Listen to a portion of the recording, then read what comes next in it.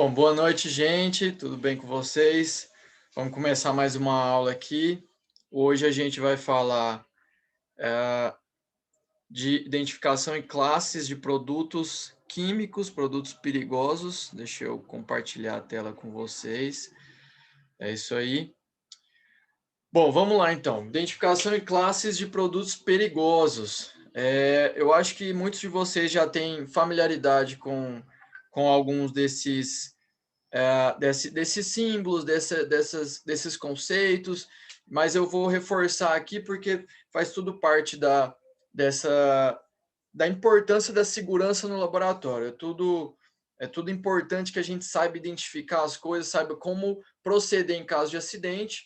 Então, eu vou abordar aqui, essa vai ser a última aula desse tema. A partir de amanhã a gente já vai começar uma parte mais técnica de cálculo, e eu vou ensinar algumas metodologias para vocês. Então, a gente fecha aqui hoje essa parte de segurança e identificação de materiais e equipamentos. Vamos lá, então.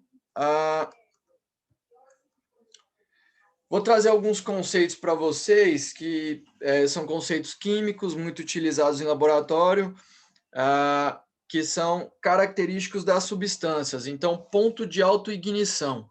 O que é isso? É a temperatura mínima em que ocorre a combustão de uma substância sem fonte de calor. Autoignição. Ela, de fato, consegue entrar em combustão sozinha, sem precisar de um isqueiro ir lá e fazer o negócio explodir. Essa é uma característica importante para você saber como você vai trabalhar no laboratório, sabendo qual é o ponto de autoignição. Quando fala ponto, o que é o ponto? É a temperatura. Então, vou dar um exemplo aqui da água, que todo mundo está mais familiarizado também. Ponto de ebulição da água, 100 graus. É quando a água ferve.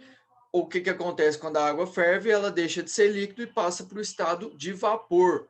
Então, que a gente chama de ferver. Esse é o ponto de ebulição. Então, por ponto, você entende que é essa temperatura. Quando a água chega a 100 graus, é o ponto de ebulição, o ponto que ela entra em ebulição e se torna vapor. Então, a autoignição também é esse ponto, é uma temperatura em que ela entra em combustão sozinha. Ponto de combustão é a menor temperatura em que vapores de um líquido, após inflamarem-se pela passagem de uma chama, continuam a arder por 5 segundos. Então é isso, você colocou uma fonte de calor, ela entra em combustão. Então essa temperatura também é chamada ponto de combustão, ponto de fulgor, muito falado aí como flashpoint, é o termo em inglês, mas normalmente é o que vem aí nos rótulos, nas identificações. Menor temperatura em que um líquido libera suficiente quantidade de vapor para formar uma mistura com ar possível de inflamação. O que é isso? Você não é o líquido propriamente dito, mas é o vapor que o líquido está soltando que pode entrar em combustão.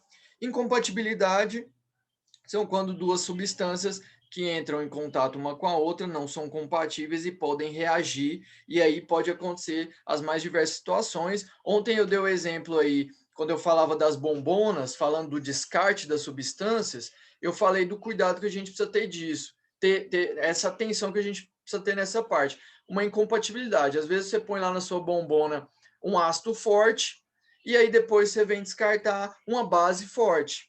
E aí, agora que você mistura, o que acontece? Ácido e base reage e pode acontecer uma tragédia, liberar vapor tóxico, pode explodir, uma série de coisas. Isso a gente define como incompatibilidade.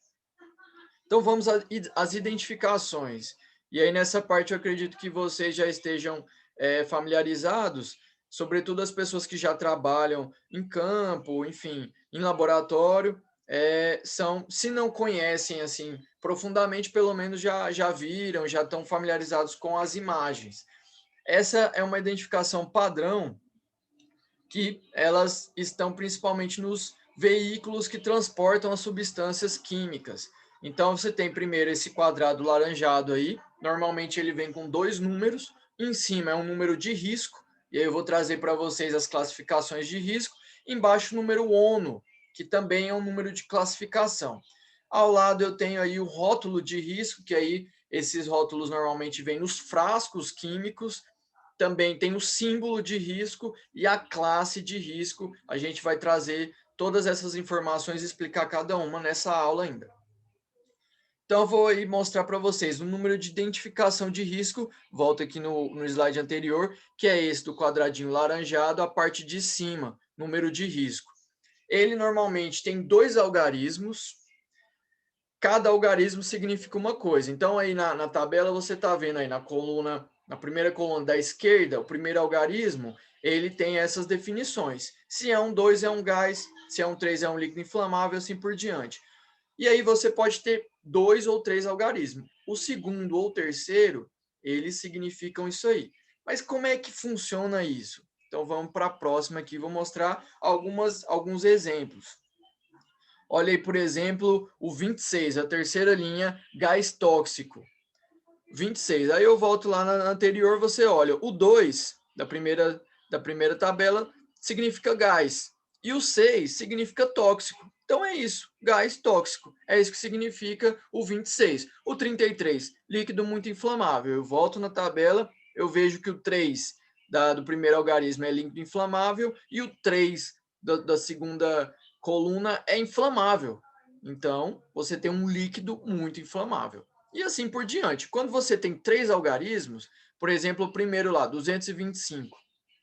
O 2, o primeiro 2, ele significa gás, dessa tabela aí. O 25, é 225, ele vai significar o quê? Você precisa pegar o 2 da segunda tabela, que é emana gás, e o 5, que é efeito oxidante. Então, essa é a explicação desse número. O primeiro 2 significa gás e o 25 significa emana gás e efeito oxidante. Quando a gente traz para a tabela, você tem lá gás liquefeito refrigerado oxidante. Então, repare que aí você tem uma série de classificações, por quê? Se você for trazer essa informação tão grande para pôr num caminhão, e aí imagina que o caminhão tombou na estrada, e aí o bombeiro chegou, ele precisa saber o que tombou ali. E aí ele precisaria ter lá toda uma frase, gás liquefeito, refrigerado, isso não é viável, assim, não fica nem bonito no caminhão. Então o pessoal criou essa classificação para facilitar a comunicação. Então vamos para a próxima aqui. Como eu disse antes, tem lá o quadradinho laranjado, que é a identificação. O primeiro número em cima significa a classificação dele, essa que eu acabei de mostrar, e o de baixo é o número ONU. O que é o número ONU? Número de identificação do produto. É um número fixado na parte inferior do painel de segurança, que é esse quadradinho laranja, dada a substância química ou artigo. É formado por 4 algarismos conforme relação de produtos perigosos. Então também tem uma relação separada. E aí eu trouxe um desenho do caminhão. Normalmente é assim que traz essas informações. Por quê? Por conta do exemplo que eu trouxe antes. O bombeiro, quando acontece um acidente, ele precisa chegar e identificar o que é aquela substância que está derramada na pista, se aquilo pode pegar fogo, se é um gás tóxico, tudo isso. É a mesma coisa lá da identificação do colar do soldado no exército.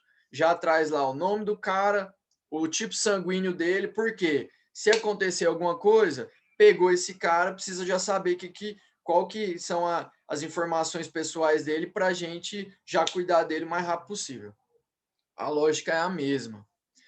Outro tipo de identificação é a identificação do próprio produto químico, que normalmente vem no reagente, no frasco, ou vai estar em algum outro lugar, como eu trouxe aí essa imagem de uma tubulação de gás. Então, o que cada uma dessas coisas significa? Esse é o chamado diamante de Rommel. Aí, por exemplo, nesse exemplo grande que eu trouxe da imagem, você vê o quadradinho aí azul, o quadrado losango azul, ele significa risco à saúde. Aí você pode ter de 0 a 4 em numeração. No caso aí tem um 3, o que o 3 significa? Muito perigoso. O 0 é risco de incêndio. O 0 não, o vermelho, perdão. E aí dentro do vermelho você tem uma classificação de 0 a 4 também. Nesse caso o 0 significa não queimará acima de 93,4 graus Celsius. O amarelo significa reatividade, aí você também tem uma numeração de 0 a 4, nesse caso é 1, que significa instável sob calor. E o branco significa risco específico, e aí você pode ter todas essas classificações: oxidante, ácido, alcalino, né, que vai ser corrosivo, não use água, e radioativo. Então, por exemplo, aí nessas imagens que eu trouxe, você vê nessas picetinhas aí, a piceta é esse que eu não trouxe na classificação de vidraria, mas é uma, um material bastante utilizado em laboratório, normalmente coloca álcool ou água destilada. Nesse caso aí são duas, uma tem álcool etílico, o etanol, na outra tem acetona. Ela tem aí um canudinho em cima que facilita a lavagem ou a utilização. Então, como ela é de plástico, você aperta, sai. É o material mais difícil de se controlar no laboratório quando você está dando aula, porque a vontade de pegar aquilo e jogar no colega é muito grande. Mas é isso. Então, aí, por exemplo, essa imagem traz as classificações de cada um. A acetona está aí 1, 3 e 0. 1, nesse caso, azulzinho, significa levemente perigoso. A acetona é perigosa, mas não tanto. A mulherada está cansada de usar aí para tirar o esmalte da unha. O 3, vermelho, significa inflamável abaixo de 37,8 graus Celsius. O que, que isso significa? Que não precisa ter uma temperatura muito alta para pegar fogo. A gente sabe que a acetona, se alguém já fez essa experiência, a acetona é extremamente inflamável. Você bota um foguinho, ela espalha, é super perigoso, inclusive. E o 0 aí amarelo significa que a reatividade dela não reage, estável ou não reage. E o branco não tem nenhum risco específico, então tá tudo bem. E aí também nesse gás, nessa tubulação de gás, nesse cilindro, né? Tem aí também a classificação. Tudo isso é para o mesmo motivo que eu falei anteriormente do caminhão. É preciso saber sempre identificar qual que é a substância que está ali. Em caso de acidente, para prevenir acidente, principalmente, é preciso saber o que, que você está mexendo. Então, vou inclusive reforçar uma coisa que eu falei ontem. Toda vez que entrou no laboratório, vai mexer com uma substância química, a primeira coisa que você precisa saber é o que, que você está mexendo.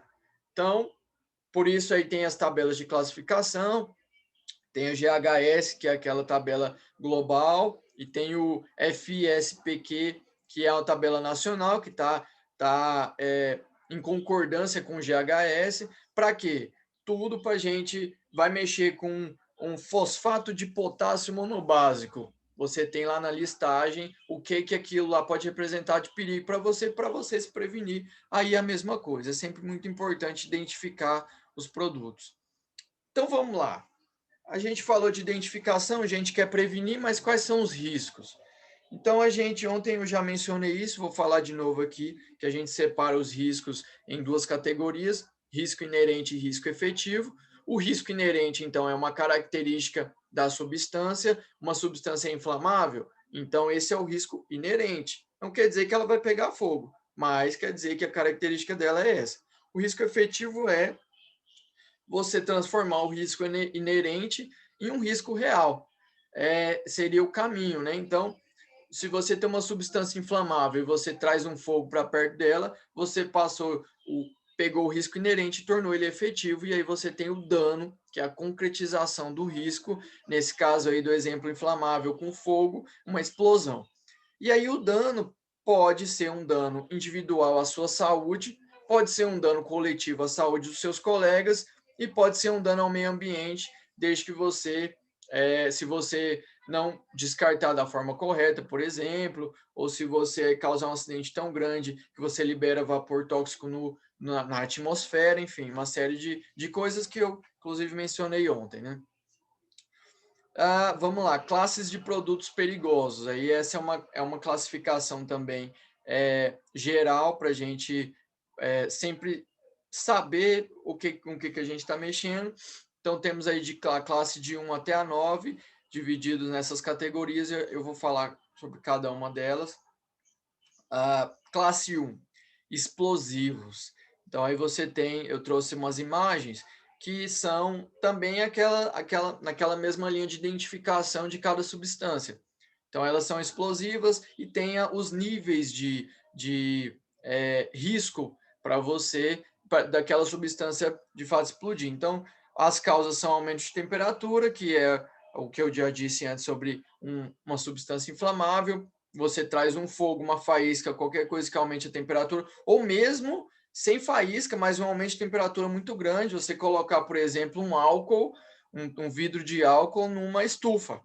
Então não vai ter fogo propriamente dito, mas a temperatura vai chegar num ponto de quê? De combustão, que foi o que eu falei lá no início, e vai gerar uma explosão. É o aumento de temperatura, choque e fricção também pode ocorrer explosão, dependendo da substância que você estiver trabalhando. Um sólido que seja inflamável, às vezes a gente não pensa nisso, mas tem sólidos que são inflamáveis. E aí, na fricção, mesma coisa do homem das cavernas batendo as pedrinhas uma na outra. Ele gera uma faísca. Tem produtos que são sólidos e que são inflamáveis, e aí na fricção, no choque, ela pode explodir. Os gases liberados expandem-se em altíssima velocidade de temperatura, isso que configura explosão, né? Que é você tem lá uma substância com determinado tamanho e volume, ela expande de uma vez, com uma altíssima pressão e temperatura, desloca o ar e faz um estrago danado. A explosão é um fenômeno rápido e é difícil você ter uma reação quando alguma coisa explode. Então, ela simplesmente explode e você tem que lidar com isso. O que é o correto, então? Prevenir. E é aí que a gente traz todo aquilo que eu falei ontem, as técnicas de prevenção, saber como se portar no laboratório, tá utilizando EPI, tá utilizando EPC, essas coisas. Segunda classe, gases inflamáveis, não inflamáveis e não tóxicos e gases tóxicos. Tem aí 3 imagens, também comuns, a gente está acostumado a ver não só no trabalho, mas em qualquer lugar. Você vai no shopping, você tem lá um cilindro de gás e tem lá uma imagem dessa. Então, a maioria dos gases pode ser liquefeita com aumento da pressão ou diminuição da temperatura. O que é isso? Você pega um gás e torna ele liquefeito. Então, ele passa de uma de um de uma me fugiu a palavra aqui, mas ele tá deixa de ser gás e passa para uma outra configuração, que seria esse liquefeito. E aí, quando liberado, o gás que é mantido liquefeito por ação da pressão, ele tende a passar do estado natural para um estado gasoso. E isso gera uma coisa parecida com aquilo que eu expliquei na explosão, um deslocamento de ar com pressão e temperatura, pode causar um estrago. Além disso, gases, por exemplo, como o cloro ou GLP, que é muito utilizado em várias coisas, eles são mais densos. O que isso significa? É como se ele fosse mais pesado que o ar. Então ele fica onde? Embaixo. É assim como, por exemplo, quando você toma banho, o vapor quente da água, ele tende a subir e embaixo você tem uma temperatura menor. Isso tem a ver com a densidade dos vapores, enfim. Aqui nesse caso, como o gás ele é mais denso que o ar, ele tende a baixar e ficar mais próximo do solo. E isso, em uma situação de acidente, pode ser perigoso, que aí você tem um gás espalhado na região da onde as pessoas estão, que pode explodir. E aí você precisa agir rápido também. É aí que entra o trabalho dos bombeiros. Os bombeiros estão sempre, eles têm isso muito em mente, essas classificações, essas identificações, porque quando eles chegam no acidente, eles precisam identificar tudo para saber como agir. 3. Líquidos inflamáveis é o que a gente está mais acostumado a ver no laboratório também. Tem muito reagente líquido que é inflamável, então ela pode queimar facilmente. E ainda tem a questão de que processo de combustão libera gás irritante tóxico. Então, além de tudo, além do estrago da explosão, você ainda precisa pensar no pós, que são os gases que estão no ar ali, podendo causar mais danos ainda para as pessoas que estão ao redor. Classe 4 são sólidos inflamáveis, que eu mencionei anteriormente, são substâncias sujeitas à combustão espontânea, substâncias que em contato com a água emitem gases inflamáveis. Isso é importante se dizer. Além dos próprios sólidos ser inflamável, o gás que ele solta também é inflamável. Eu estava falando agora do GLP, que é mais denso que o ar. Esse é um vapor, um gás que ele é inflamável. Então, se você está num ambiente desse e acende um cigarro, você pode explodir. É o que, por exemplo, pensando naqueles mineiros, mineiros não que nascem em Minas, Minas Gerais, mas que trabalham em Minas, minas de carvão, esse tipo de coisa. Lá embaixo tem muito gás. Então, é comum, infelizmente, você ouvir, ter notícia de pessoas, ou costumar ter, né, que hoje em dia não se faz tanto mais isso, mas antigamente ouvi notícias de explosões nas minas, porque por uma faísca de alguma coisa, e aí o ambiente está preenchido de um vapor inflamável, entra em combustão e explode tudo.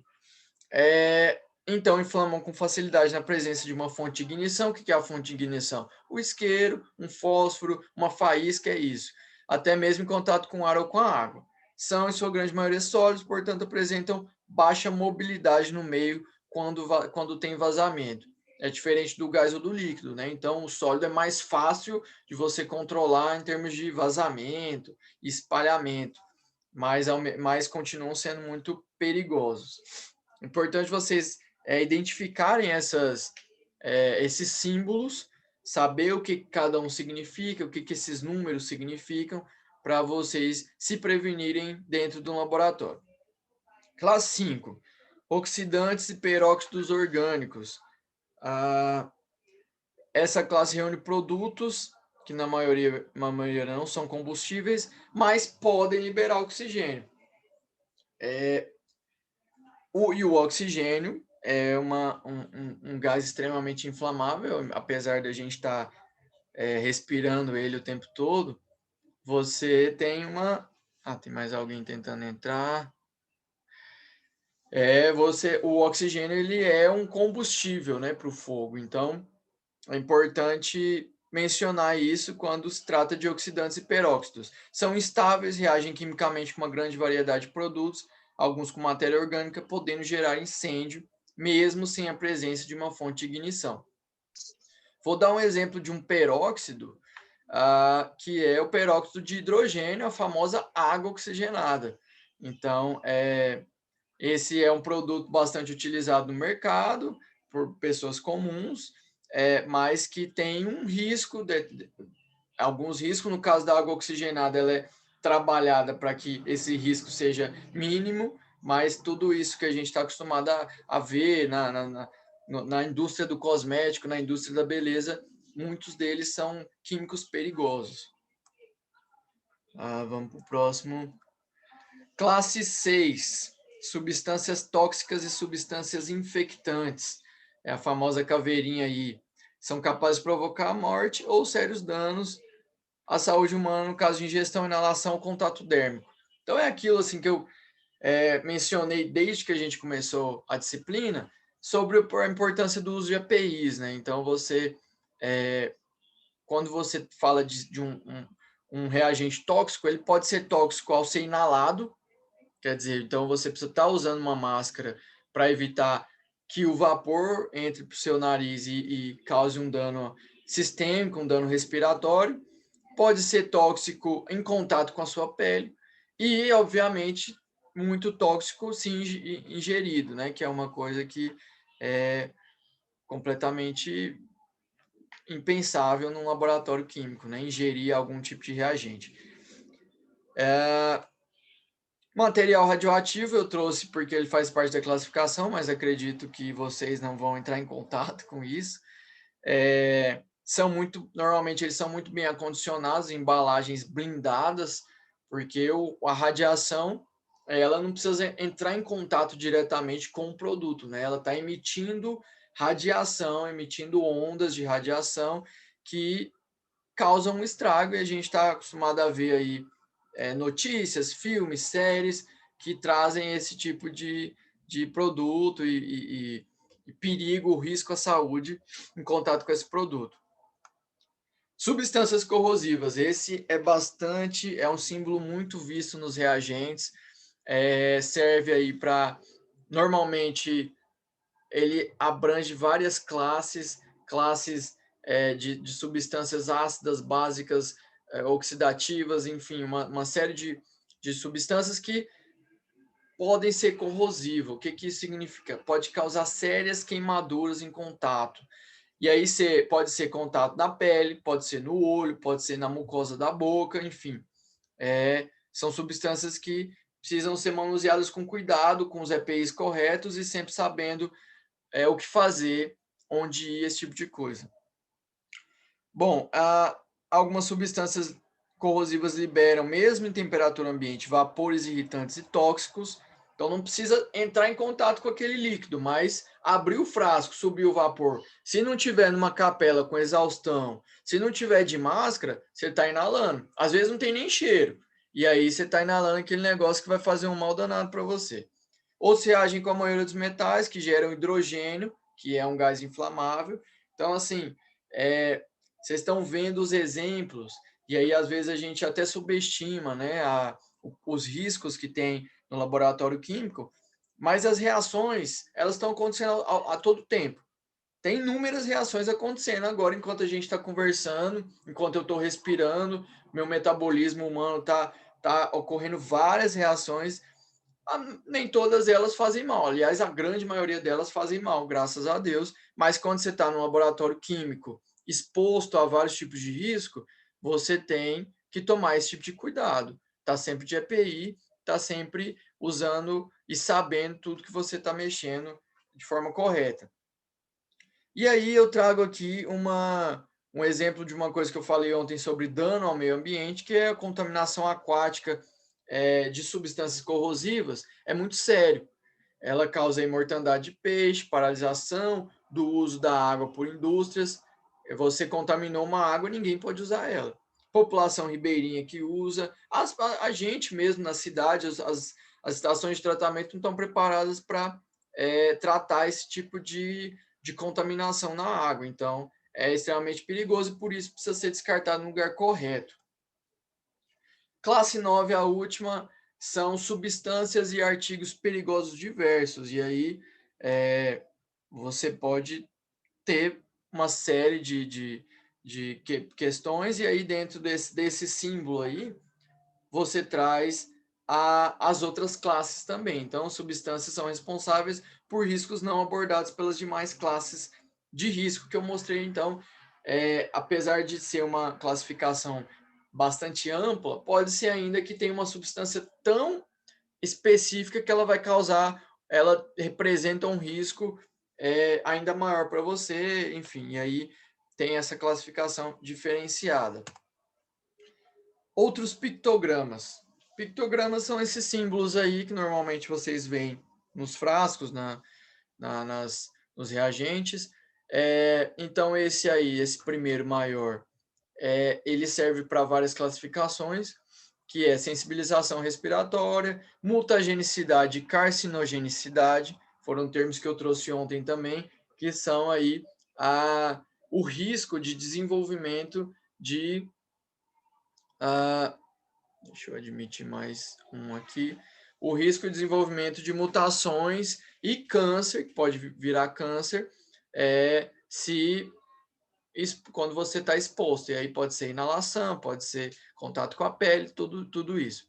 Toxicidade reprodutiva, que foi o que eu falei em relação à reprodução humana, e aí para as mulheres é bem mais perigoso, né, se tratando de possibilidade de gestação, e aí você tem uma influência negativa direta no feto. Ele pode nascer com deformidade, pode nascer com baixo peso, ele pode não nascer, pode ter um aborto espontâneo, enfim, uma série de problemas. Para o homem, o principal risco é a infertilidade, se tratando desses reagentes mais tóxicos.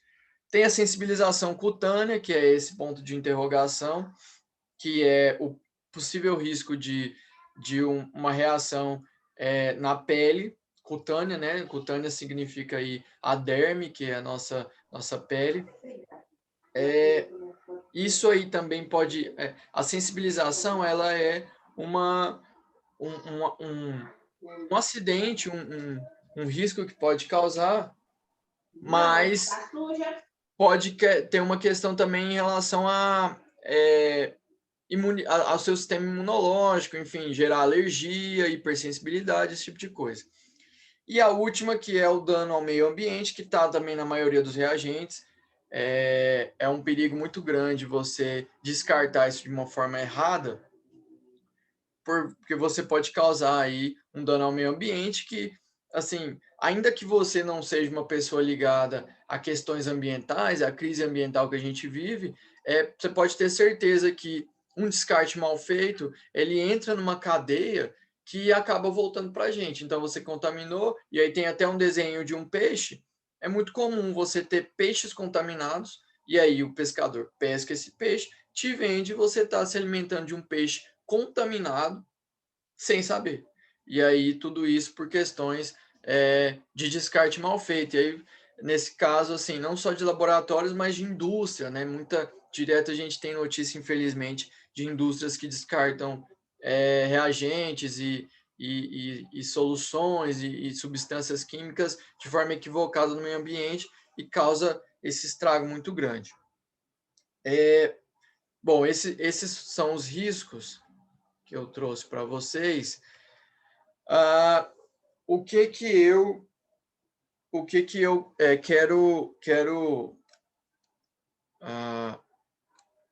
que eu quero enfatizar aqui com vocês. Tudo isso que eu trouxe até aqui agora foi falando sobre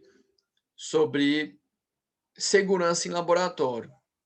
Então a gente abordou os EPIs, a gente abordou os EPCs. Então eu queria só enfatizar isso assim para a gente finalizar essa parte de segurança, que é a importância da gente saber qual que é a estrutura do laboratório, onde estão cada coisa, para caso você tenha um acidente, você saber o que fazer, quais são os procedimentos. Eu vou subir alguns documentos na plataforma falando sobre esse assunto, que são ah, quais são os procedimentos que você deve fazer em caso de acidente.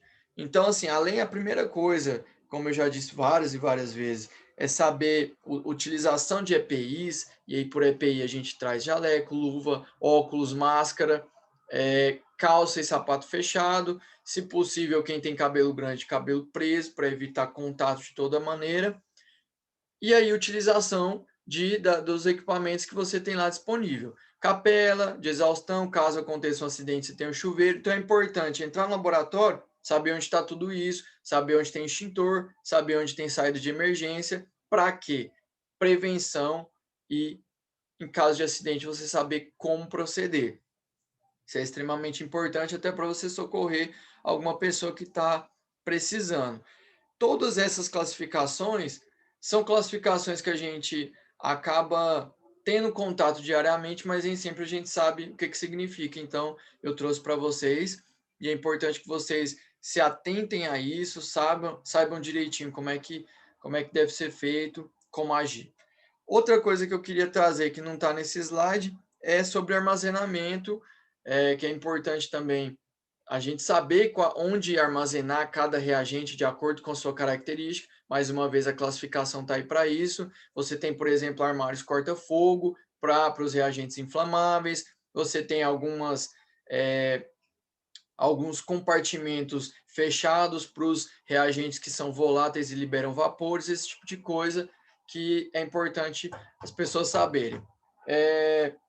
Bom, da parte de segurança laboratorial, era isso que eu queria trazer para vocês.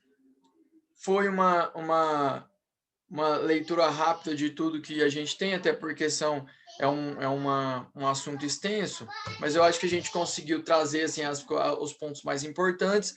A partir de agora, de amanhã, nas nossas próximas aulas, eu já vou trazer os preparos de soluções, as organizações de experimento. Então, quer dizer, depois que você entrou no laboratório, já sabe tudo isso, está paramentado, sabe o que fazer em caso de acidente, então vamos trabalhar. E aí a gente precisa fazer um planejamento de experimento para saber o que eu vou usar de equipamento, o que eu vou usar de vidraria, qual a quantidade que eu vou usar de cada coisa, até para otimizar o tempo e material. E depois a gente parte para os cálculos, e aí eu vou trazer algumas metodologias que são importantes, que é o pH, como a gente identificar, calcular, e a titulometria, que vai ser nosso último tópico da disciplina. Então, é isso, eu queria... Ô, professor, Sim, deixa eu te interromper um pouquinho, mas na matéria de química passada, o professor passou para nós não tivemos nenhuma live. Aí as matérias para nós não foi explicada. Alguma matéria que o senhor vai passar alguma coisa relacionada à matéria passada dele? de Química 1? É.